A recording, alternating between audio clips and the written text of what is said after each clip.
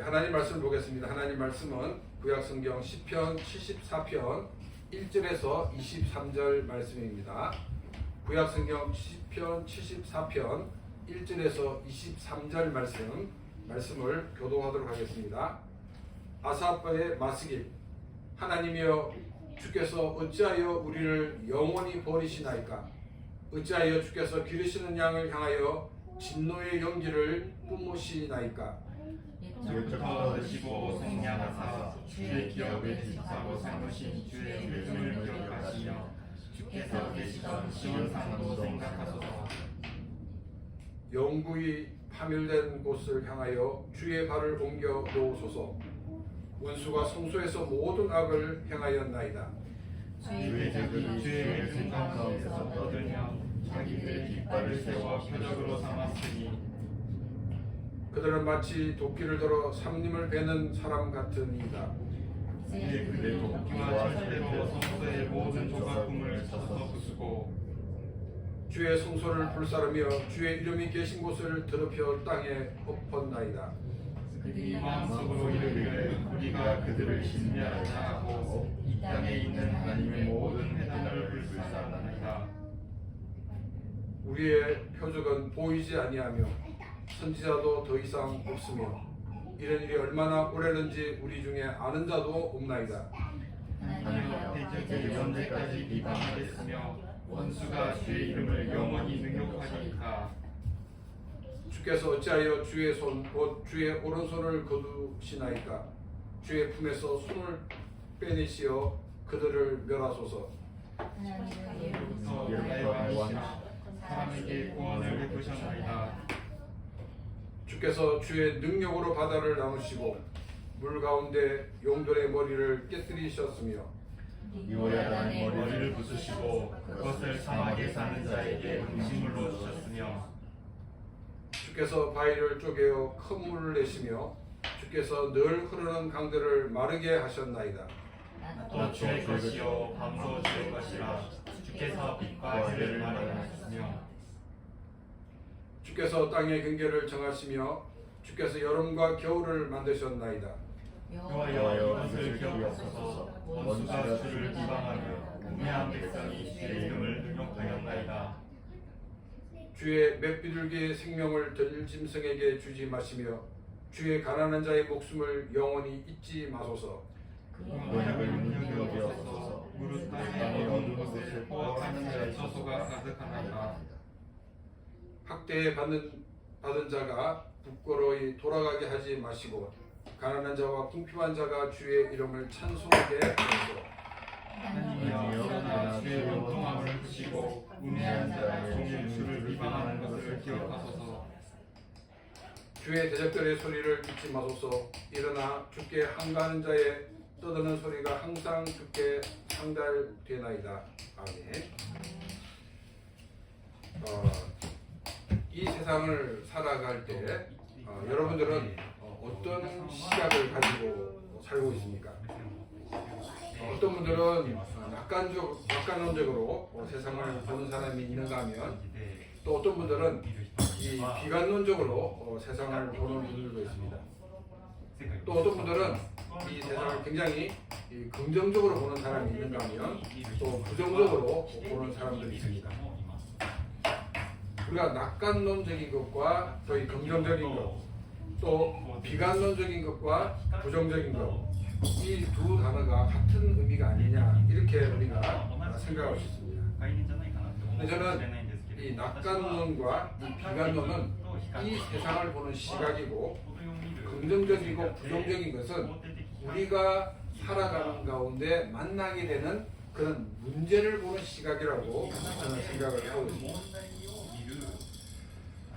이 세상은 사실 낙관론적이지도 않고 그렇다고도 또 비관론적이지도 않다는 것입니다. 만일 비관론을 가지고 이 세상을 본다고 그러면 이 세상이 너무나도 어둡습니다. 정말 좋은 것이 있음에도 불구하고 그것을 좋게 해석하지 않고 어둡게 해석을 하게 됩니다. 우리가 역사를 보게 되면 이 낙관론만으로 이 세상을 보는 것이 얼마나 바보스러운가를 우리는 또한 알 수가 있습니다. 그렇기 때문에 우리는 어느 쪽으로라도 이 편향이 되어서는 안 되는 것입니다. 우리가 기억해야 되는 것은 우리가 인생을 살아갈 때 많은 어려움을 만나게 된다는 것입니다. 우리가 이런 어려움을 만났을 때 어떠한 태도를 가지느냐에 따라서 그 문제를 극복하기도 하고 또한 그 문제를 해결하지 못하게 되기도 한다는 것입니다. 우리가 긍정적인 태도를 갖는 건 중요합니다. 이 긍정적인 태도를 가지게 되면 이 문제를 해결할 수 있는 관계수를 많이 볼 수 있는 그런 눈을 가질 수 있습니다. 근데 여기서 긍정적인 이런 이 말은 우리가 말하는 긍정적인 사고, 하면 된다, 할 수 있다. 그래서 거울 앞에 서가지고 나는 할 수 있다, 나는 할 수 있다. 이걸 100% 이런 모습이 긍정적인 것이 아니라는 것입니다. 우리가 하나님 안에서의 그런 긍정적인 시각을 가져야 된다는 것입니다. 예수님께서 우리가 성경에 기록된 것처럼 내게 능력 주시는 안에서 내가 모든 것을 할 수 있느니라. 우리 주님 안에서 내가 가능하다는 그런 믿음을 가지고 보는 것 자체가 긍정적인 태도라고 말할 수가 있습니다. 그래서 전제가 있다는 사실을 우리가 꼭 기억하시기를 바랍니다. 우리가 이제 부정적인 태도를 가지게 되면 조금 전에 말했던 것처럼 해결할 수 있는 방법이 눈앞에 있음에도 불구하고 그것을 선택하지 못하게 됩니다.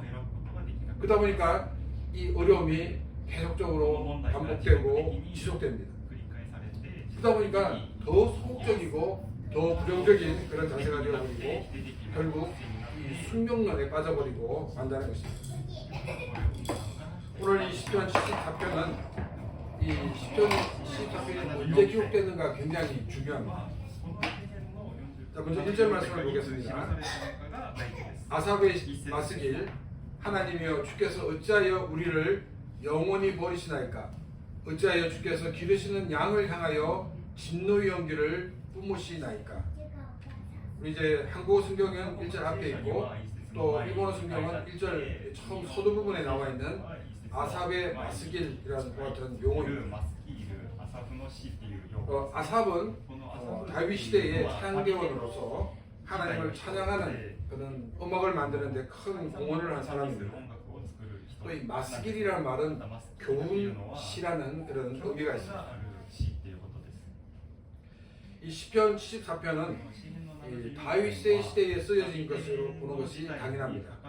왜냐하면 아삽이라는 인물의 이름이 등장하고 있기 때문입니다.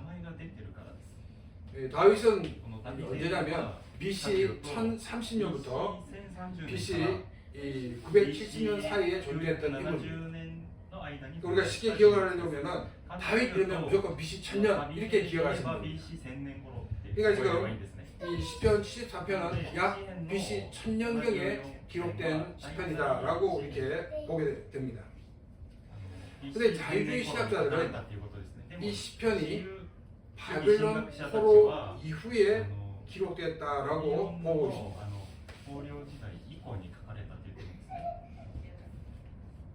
이 바벨론에 의해서 유다가 망했던 시기가 BC 586년.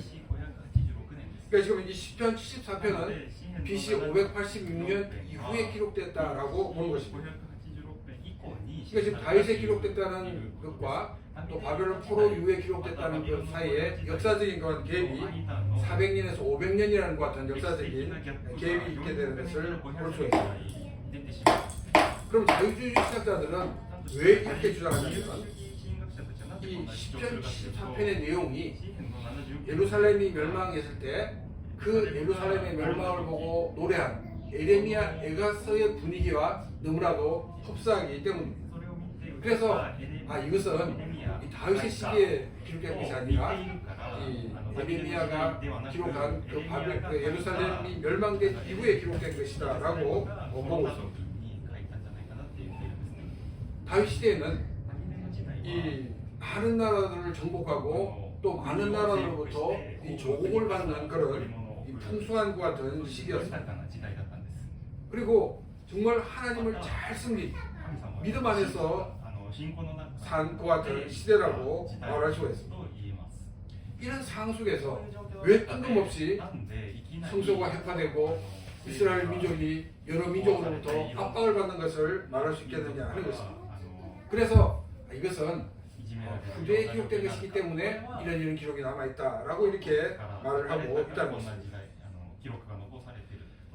보통 이제 보수주의 신학자들은 이 다윗 시대에 기록된 것으로 보고 있습니다. 그 근거로서 조금 전에 말씀드렸던 아삽의 마스길하고 아삽이라는 인물이 등장하고 있기 때문입니다. 그리고 이제 자유주의 신학자들이 이렇게 그 바벨론 포로 이후에 기록됐다고 말하는 것은 뭐냐면, 아니 그러면 500년 전에 기록했다고 그러면 어떻게 사람이 500년 이후에 일어난 일을 말할 수 있느냐, 또 그것을 어떻게 또 일치할 수 있느냐, 이런 의문을 가지고 그들은 이것은 합리적이지 않다라고 보기 때문에 이 바벨론 포로 이후에 기록된다라고 말을 하고 있다는 것입니다. 그런데 이것은 신경 전체의 흐름과 모순이 된다는 것입니다. 성경 여러 곳에서는 여러 가지 이루어질 일에 대해서 언급을 하고 있는 곳이 많이 있습니다. 그런데 우리 한 가지 기억해야 될 것은 뭐냐면, 이것이 미래에 이루어질 어떤 일을 말하고 있는 것이 아니라 하나님께서 말씀을 주실 때 그 시대 사람들에게 하나님의 말씀대로 살라는 것 같은 권면을 하기 위해서 미래가 언급되어 있다는 것입니다. 하나님의 말씀에 순종하면 너희들이 복을 받을 것이다. 그런데 너희들이 하나님의 말씀에 순종하지 않으면 적들이 너희들을 침략할 것이고 너희들은 다른 곳으로 쫓겨날 것이다. 이것이 미래에 이스라엘 민족을 억압하는 사람들이 생기고, 또한 그들이 이스라엘 민족을 다른 곳으로 흩게 하는 게 목적이 아니라 너희들이 그렇기 때문에 하나님의 말씀을 붙들고 살아라는 것에 그 초점이 있다는 것입니다. 모세 오경을 보게 되면 이스라엘 백성들이 가나안에 들어가기 전에 너희들이 가나안에 들어가게 되면 절대로 우상을 섬겨서는 안 된다라고 경고를 하면서, 만일 너희들이 우상을 섬기게 되면 하나님의 진노가 너희들에게 급히 말 것이다라고 말을 하고 있습니다. 이스라엘 백성들은 가나안 땅에 들어가서 우상 숭배를 하였고 가나안 민족들로부터 오히려 압제를 받게 되었습니다. 또 이스라엘 민족을 이끈 여호수아가 가나안 땅에 들어가서 이제 땅 분배가 다 맞았습니다. 이스라엘 백성들에게 여호수아는 이렇게 얘기하고, 여호수아서 23장 16절 말씀입니다. 만일 너희가 너희 하나님 여호와께서 너에게 명령하신 언약을 범하고 가서 다른 신들을 섬겨 그들에게 절하면 하나님의 진노가 너에게 미치리니 너에게 주신 아름다운 땅에서 너희가 속히 멸망하리라 하니라. 하나님 위에 다른 신을 섬기게 되면 너희들이 멸망하게 될 것이라는 것입니다. 이것도 이스라엘이 멸망될 것을 예언한 것이 아니라, 그렇기 때문에 너희들은 오직 하나님만을 섬기라는 데 그 강조점이 있다는 것입니다. 그런데 이스라엘 백성들은 하나님을 떠났습니다. 우상도 섬기고 하나님도 섬기는 것 같은 일들을 하였습니다. 그래서 이 여호수아의 말대로 이스라엘 백성들은 그 땅에서 쫓겨나는 것 같은 신세가 되어버리고 말았다는 것입니다. 그래서 이 일이 있고 난 다음에 기록됐다라고 말하는 것은 정말로 이 하나님에 대한 존재, 또 하나님의 그 전지전능하심에 대해서 모르고 하는 말인 것을 우리는 기억을 해야 된다는 것입니다. 그래서 우리는 항상 성경이 우리에게 말할 때 먼저 이 말씀이 미래에 이루어질 일이 아니라 나에게 주신 말씀이라는 것을 가지고 먼저 말씀을 묵상해야 합니다. 우리가 이 말씀에 순종하지 않게 되면 이 미래에 이루어질 일이 나의 일이 될 수 있다는 그런 경각심을 가지고 말씀을 읽어야 한다는 것입니다. 우리가 시편 14편을 보게 되면 더 구체적으로 앞으로 일어날 일에 대해서 말하고 있는 것을 보게 됩니다. 이것 역시 앞으로 이루어질 일을 말하고 있는 것이 아니라 마스기, 즉 교훈의 시를 교훈하는 것이죠. 즉 교훈을 주기 위해서 이 말씀이 기록되었다는 것입니다. 정말 하나님을 전심을 다하여 숨기는 그 시대에 信じている 너희들이 만일 하나님의 말씀을 떠나게 되면 어떤 상황이 될지를 보여주고 있는 말씀이다라고 우리는 기억을 해야 된다는 것입니다. ということを忘れてはいけません。 왜 이것이 중요합니까? なぜこれが大事だと思いますか。 왜냐하면 우리가 なぜかという 지금 と私たちが 하나님을 잘 숨기고 있지만은 今神様を信じている 한순간에 우리의 신앙을 버리고 떠날 수가 있기 때문에 왜냐하면 우리 인간에게는 죄성이 있기 때문에 이 죄성은 정말 순간 죄를 짓고 우리를 넘어지게 한다는 것입니다. 이스라엘 백성들은 가나안 땅에 들어가면서 자기들은 결코 하나님을 떠나지 않을 것이라고 생각을 하였습니다. 왜냐하면 자기들을 이집트에서 구원하고 또 강야에서 자기를 지켜주고 보호해 주신 분이 하나님이시기 때문에 자기들은 결코 하나님을 떠나지 않을 것이라고 생각했습니다. 그러나 그들은 가나안 땅의 그 번영을 보고는 우상을 섬기고 말았습니다. 그들은 가나안 땅의 농경 문화에 정착하기 위해서 그들은 바알과 아세라 신을 받아들이게 되었다는 것입니다. 그런데 이스라엘 백성들은 자기가 죄를 짓고 있다는 사실을 모릅니다. 왜 모르냐면 하나님도 숨겼기 때문입니다. 지금 자신이 바알과 아세라 생기는 것은 이건 죄라고 생각하지 않습니다. 나는 지금 하나님을 숨기고 있지 않느냐. 그래서 하나님께서는 이 하나님과 이스라엘 관계를 남편과 아내의 관계로 설명을 하고 있습니다. 아내가 자기 남편만을 사랑하고 또 섬기고 따르는 게 아니라 만약에 다른 남자를 만나고 또 다른 남자를 따라간다고 그러면 그것이 합당하냐는 것이죠. 너희들의 모습은 바로 이런 모습이라는 것입니다. 남편이 하나님을 섬기면서 동시에 자기에게 이롭다고 생각하는 바알과 아세라를 따라가는 것이 너희들의 모습이다라고 주님은 경고를 하셨다는 것입니다. 우리는 이 땅을 살아가면서 이 땅에 필요한 것이 무엇입니까? 이 땅에 가장 필요한 것은 많은 사람들은 돈이라고 생각합니다. 그래서 하나님을 섬기면서 돈을 섬기고 있습니다. 또한 하나님을 섬기면서 명예를 섬기고 있습니다. 그러면서 우리는 나는 하나님을 섬기고 있다고 생각하고 있습니다. 그러나 내가 하나님과 돈을 동시에 섬길 수가 없다는 것입니다. 내가 하나님과 명예를 동시에 섬길 수가 없다는 것입니다. 그것은 죄라고 성경은 우리에게 말하고 있습니다.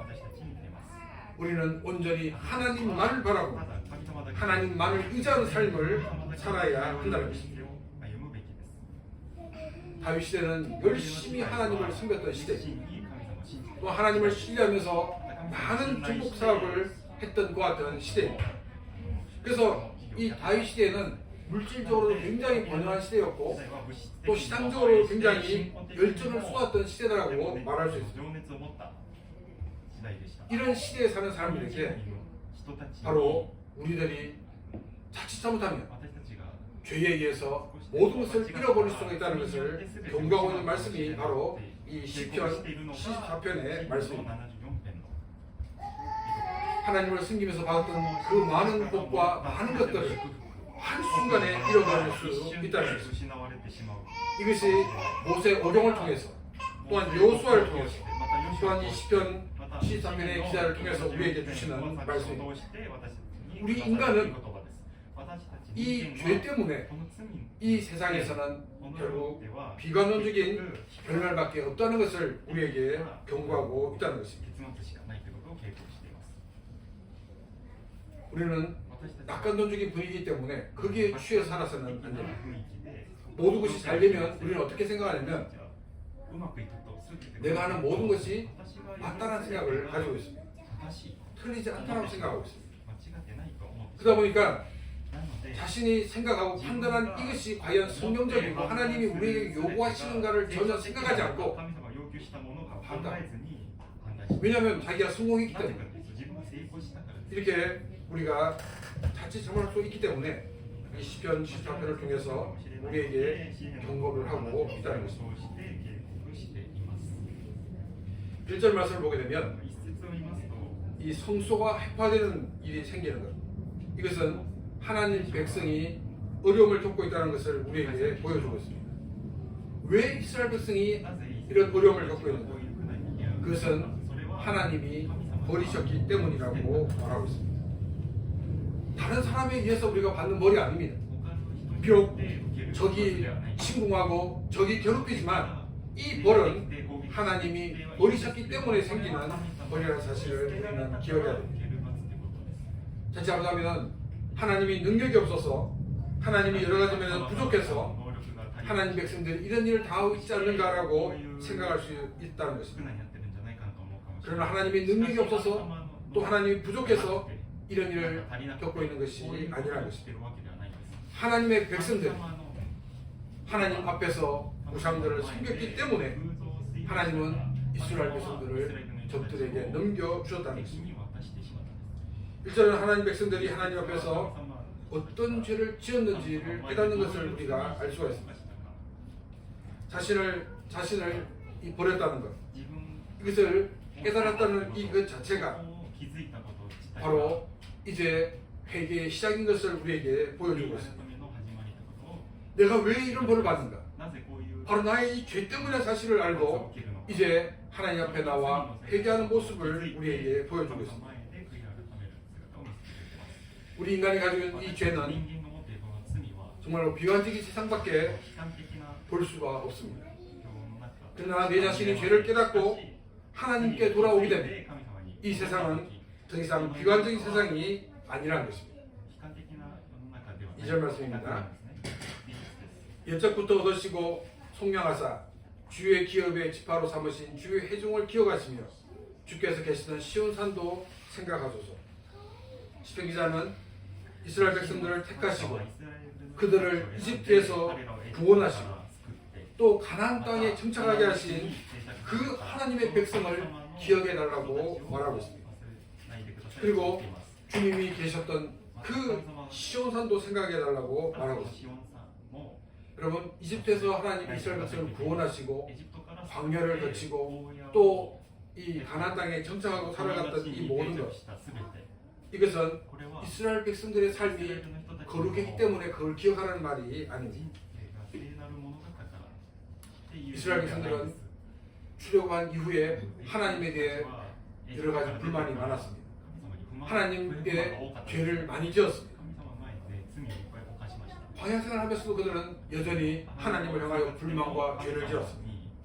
가나안 땅에 들어갔지만 그들은 하나님 앞에 죄를 지었습니다. 그러면 이 시편 기자가 말하고 있는 것은 무엇입니까?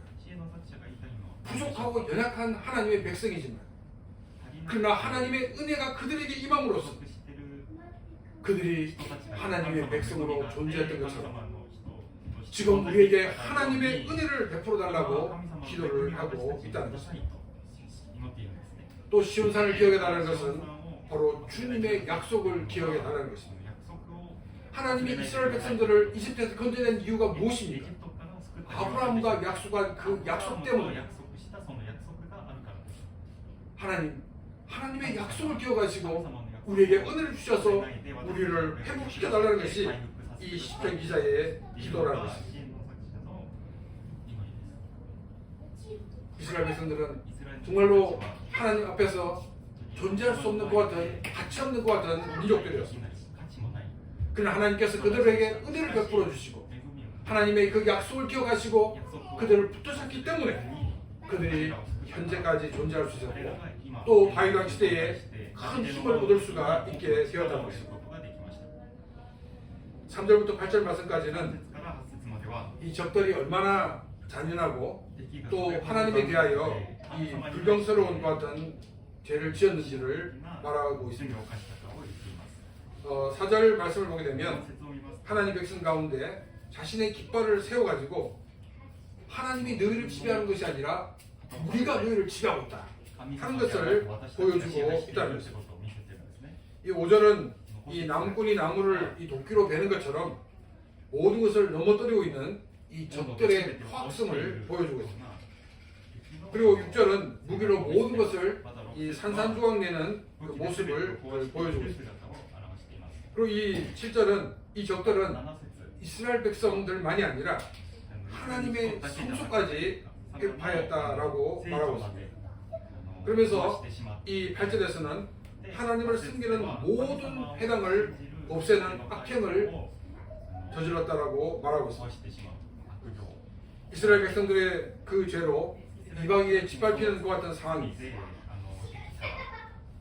이방인들은 이스라엘 백성들만 짓밟은 게 아니라 이스라엘 백성들이 숨겼던 그 하나님까지 무시하는 모습을 보여주고 있습니다.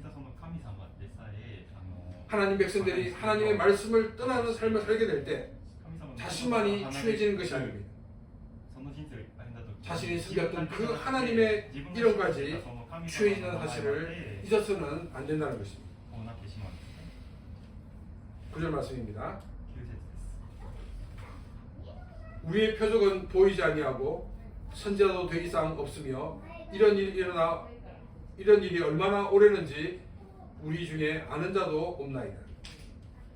표적은 보이지 않고 선지자도 더 이상이 없다는 것은 하나님 백성에게 하나님의 말씀이 없다는 것입니다. 하나님 백성들이 하나님의 말씀을 떠나서 우상을 섬겨 이런 결과를 겪으면서도 왜 이런 일이 있는지를 그들은 알지 못했습니다. 왜냐하면 하나님의 말씀이 없었기 때문입니다. 또한 이런 일이 언제까지 계속될지도 몰랐습니다. 왜냐하면 하나님의 말씀이 없었기 때문입니다. 인간 스스로가 자기의 잘못을 깨닫고 하나님 앞에 나올 수가 없다는 것입니다. 자신이 죄를 깨닫고 하나님 앞에 나올 수 있는 것은 하나님의 말씀이 선포될 때입니다. 또 하나님 말씀이 선포된 그곳에 성령 하나님께서 일하시기 시작합니다. 그래서 그 하나님의 말씀과 성령의 역사를 통해서 우리들이 죄를 깨닫고 회개하고 하나님 앞에 서게 된다는 것입니다. 시편 기자는 너무나 답답했습니다. 왜냐하면 하나님의 말씀이 없었기 때문입니다. 하나님의 말씀이 회복되어서 우리의 회중이 회복될 수 있도록 하나님의 백성들이 회복되기를 이 시편 기자는 하나님께 기도하고 있다는 것입니다. 이런 면에 봤을 때 우리는 지금 66권 성경이 주어졌답니다. 이것이 우리에게 큰 복이라는 사실을 우리는 기억해야 됩니다. 이 66권 성경이 완성되기 전까지 또 성령이 우리에게 오셔서 말씀하기 전까지 정말 이 하나님의 말씀이 무엇인지를 사람들은 알지를 못했습니다. 그래서 하나님의 뜻대로 하나님의 영광을 위해 살지를 못했습니다. 이제 우리에게는 성경 말씀이 있습니다. 우리는 이 말씀을 통해서 하나님이 나에게 말씀하신 그 웃음을 듣는 삶이 되시길 바랍니다. 또 성령의 능력으로 그 말씀대로 순복하는 그런 귀한 삶이 되시기를 바랍니다. 10절 말씀입니다. 하나님이여 대적이 언제까지 비용하겠으며 원수가 주의 이름을 영원히 능욕하니까. 이스라엘 백성들에게 하나님의 은혜와 말씀이 없으므로 이스라엘 백성의 회복의 기미가 보이지 않았습니다. 오히려 원수들이 더 강해지는 그 모습을 보면서 이러한 고통, 이러한 어려움이 언제까지 계속될지 모르는 그 상황 속에서 시편 기자는 하나님께 기도하고 있습니다. 11절입니다. 주께서 어찌하여 주의 손 곧 주의 오른손을 거두시나이까. 주의 품에서 손을 빼내시어 그들을 멸하소서. 시편 기자는 이런 모든 어려운 상황 속에서 하나님이 손을 놓고 가만히 계시다는 것을 알았습니다. 그래서 하나님 그냥 방치해 주지 마시고 이 하나님 백성을 위하여 일해 주십시오라고 하나님께 기도하고 있습니다. 이렇게 담대히 하나님께 기도할 수 있는 이유가 무엇입니까? 12절 말씀입니다.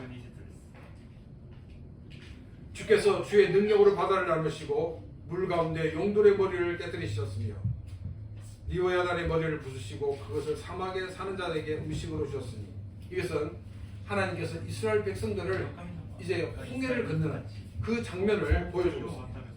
하나님의 능력으로 하나님께서 그 바다를 가운데 가르시고 이스라엘 민족을 쫓아오는 이집트 군대를 바다 속에 수장시키지 않으셨습니까? 이 15절은 이스라엘 백성들이 광야 생활하는 가운데 물이 없었습니다. 이때 하나님께서는 이 바위를 쪼개서 이스라엘 백성들에게 물을 주셨습니다. 물을 구할 수 있는 그 상황 속에서 바위를 깨뜨려서 물을 주셨던 그 주님, 또 주께서 늘 흐르는 강을 마르게 하셨나이다는 요단강을 건너는 것 같은 장면을 우리에게 보여주고 있습니다. 하나님께서 이스라엘 백성들을 인도하셔서 요단강까지 건너게 하지 않았습니까? 그렇게 주님께서 개입하시고 역사하셨던 그 민족이 아닙니까라고 이 과거에 역사하셨던 그 하나님에 대해서 이야기를 하고 있습니다. 16절을 봤습니다. 낮도 주의 것이요 밤도 주의 것이라 주께서 빛과 해를 마련하셨습니다. 하나님께서 하늘과 별과 땅의 모든 것을 만드신 하나님이라고 고백을 하고 있습니다. 또한 17절 말씀은 이 바다와 육지 그리고 이 사계절을 만드신 하나님이신 것을 말하고 있습니다. 하나님은 온 우주를 만드신 하나님이 아니십니까?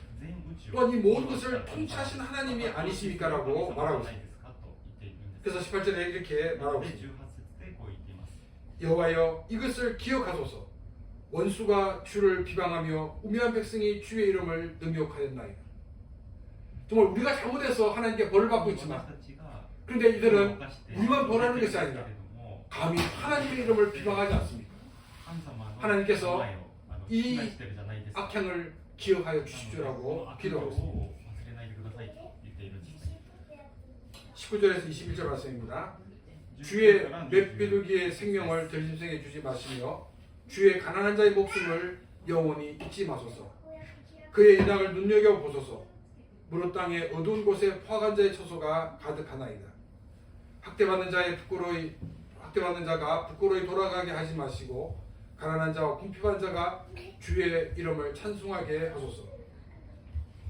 연약하고 부족한 하나님의 백성에게 하나님의 은혜를 베풀어 달라고 시편 기자는 하나님께 기도하고 있습니다. 하나님의 은혜가 임하지 않을 때 정말 부끄러움으로 모든 것이 끝나버리고 마는 그런 상황이지만 정말 힘 있는 자 앞에서 그 폭력 앞에서 비참한 삶을 살 수밖에 없는 인생이지만 그러나 하나님의 은혜가 우리에게 임하여서 이 모든 것이 회복하게 되라고 하나님께 기도하고 있습니다. 22절부터 23절 말씀입니다. 하나님이여 일어나 주의 원통을 푸시고 우매한 자가 종일 주를 비방하는 것을 기억하소서. 주의 대적들의 소리를 잊지 마소서. 일어나 주께 한가는 자의 떠드는 소리가 항상 주께 상달리나이다. 이제는 하나님께서 하나님의 이름을 위해서 하나님의 영광을 위해서 주님을 비방하는 자의 모든 악을 보응해달라고 기도를 하고 있습니다. 우리 인생에서 죄의 문제가 해결되지 않는 그 인생은 낙관론적으로 보일지 모르지만 그러나 결론은 비관론적으로 끝날 수밖에 없다는 것입니다.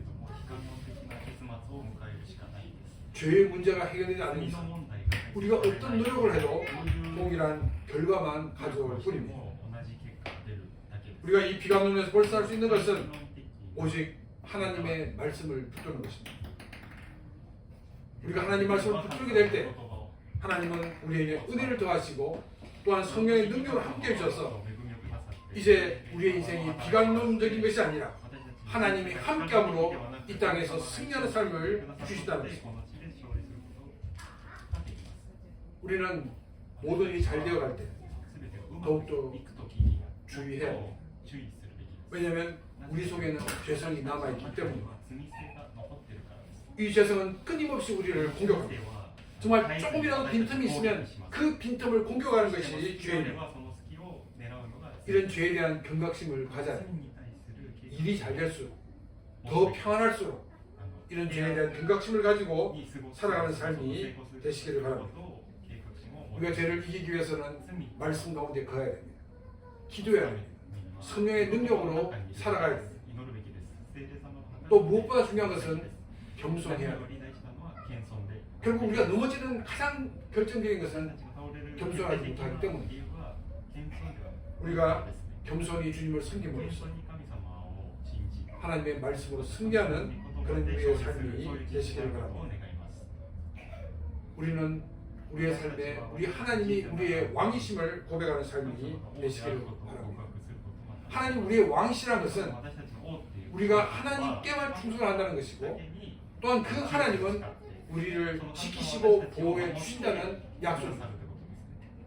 그래서 늘 우리 하나님이 우리의 왕이심을 고백하는 삶. 그래서 하나님께서 지켜주시고 보호해 주시는 그런 삶을 살아가는 복된 삶이 되시기를 주님의 이름으로 축원합니다. 이 시간 오늘 주신 말씀을 생각하며 같이 기도드리겠습니다.